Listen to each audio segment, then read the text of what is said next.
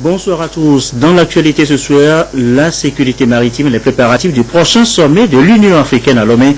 Sujet de discussion ce matin à la présidence de la République.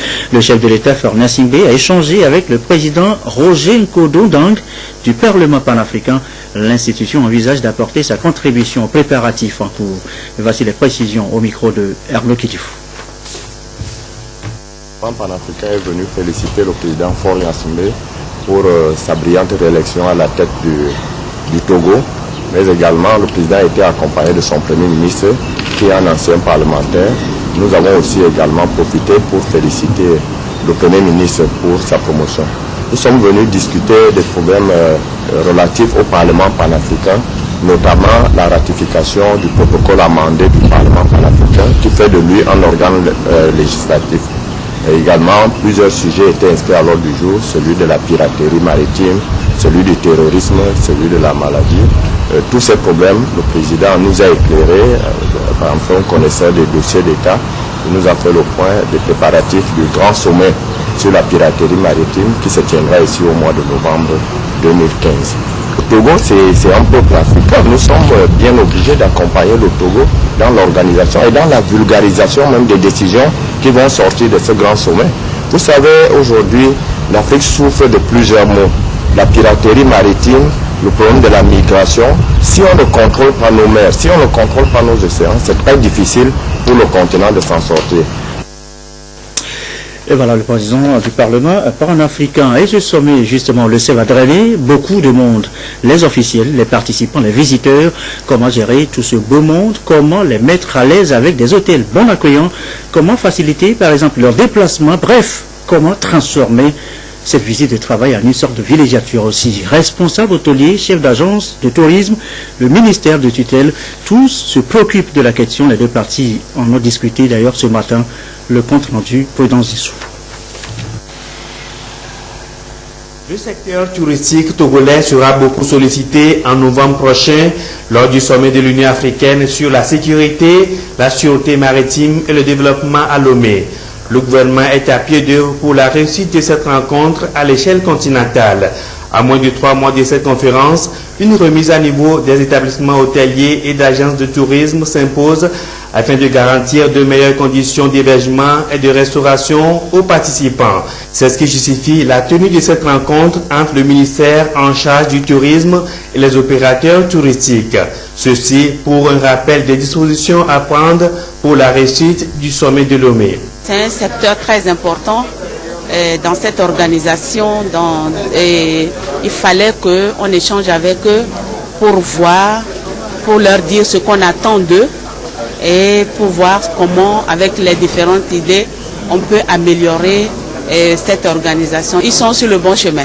Il y a une équipe qui va, d'ici la semaine prochaine, va faire une tournée d'inspection, il faut le dire ainsi, pour voir si chaque hôtel identifié est à niveau, a vraiment le niveau d'accueillir les clients qui viendront.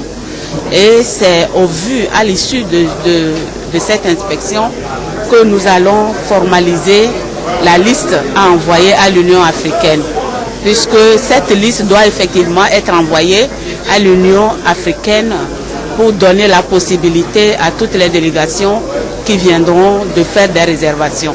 Environ 4000 participants sont attendus à Lomé pour cette conférence.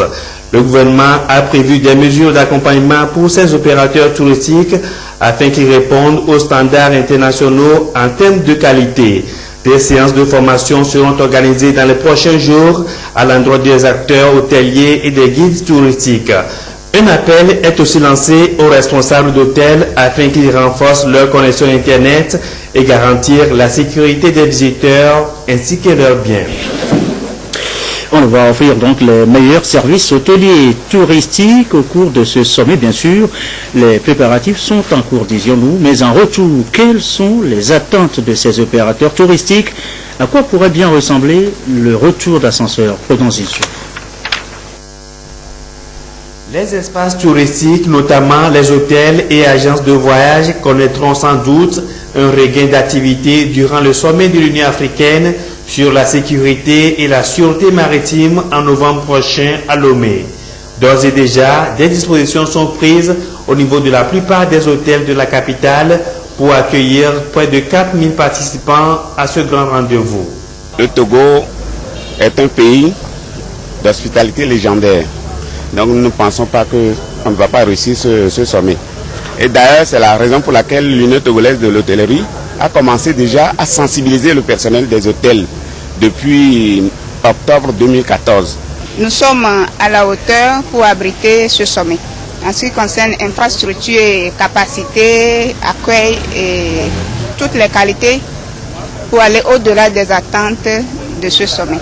On a le Wi-Fi et parce que c'est nécessaire quand les clients viennent là, ils doivent communiquer avec leurs proches à l'extérieur, faire certains travaux sur l'Internet. Au-delà des opportunités qu'elle offrira aux opérateurs touristiques, la conférence de l'Union africaine à Lomé constitue également une aubaine pour les acteurs hôteliers de nouer de nouveaux contacts pour le développement de leurs activités. Dans la mouvance de cet important événement, certains envisagent de faire découvrir les réalités, les richesses touristiques du Togo aux visiteurs. D'autres projettent de mettre en valeur les mets togolais. Nos attentes au cours de ce sommet, c'est voir le Togo se relancer au niveau du tourisme et vendre notre pays au-delà de toutes les frontières pour que toutes les activités en tourisme et tout ce qui est de la culture reprennent. Et les retombées pour nous les hôtels aussi, profiter vendre nos hôtels et que ces participants au cours de leurs éventuels séjours peuvent penser au Togo et puissent garder aussi de bons souvenirs. En termes de retombées, c'est que les touristes viennent, puisqu'à partir du moment où on a goûté quelque chose de bon, on continuera à en demander. L'arrivée de ces clients peut nous permettre à renforcer un peu nos caisses. Les hôtels identifiés auront le quitus d'offrir leurs services lors des assises de Lomé. Et pour pallier l'insuffisance des centres d'hébergement, le gouvernement prend déjà les dispositions nécessaires pour accueillir les différentes délégations. Au nombre de ces dispositions, des bateaux hôtels pour l'hébergement et la restauration des participants. Et d'ici à ce sommet sur la sécurité maritime, d'ici au 15 octobre, l'hôtel de février va arborer ses plus belles parures. C'est pour mieux s'offrir à ses visiteurs un gros chantier de rénovation et d'exploitation du site, c'est d'ailleurs en cours. Et pour ce faire, pour faire et plus vite et avec les moyens, eh bien la BOAD vient de casser sa tirelire. Un prêt de 28 milliards de francs CFA a été consenti cet après-midi même au groupe Kalien Hospitality Development, les nouveaux propriétaires. Quoi sigler Adolphe Paca.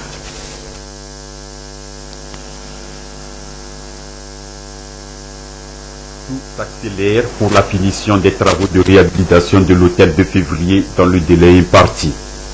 Un rendez-vous très attendu dans la mesure où cet hôtel fait partie des structures d'accueil retenues pour abriter le sommet de l'Union africaine sur la sécurité, la sûreté et le développement maritime en novembre prochain à Lomé. Pour boucler la structuration du financement nécessaire à la réalisation de ce projet de réhabilitation et d'exploitation, 28 milliards de francs CFA viennent d'être débloqués au terme de la signature de ce contrat de prêt. 4 banques partenaires accompagnent le gouvernement à hauteur de 10 milliards de francs CFA pour la BOA Togo, 3 milliards pour l'UTB, 1 milliard pour la BESIC et 4 milliards pour la BIDC. La BOAD à qui est confiée la charge d'arrangement des financements requis a octroyé pour sa part 10 milliards de francs CFA.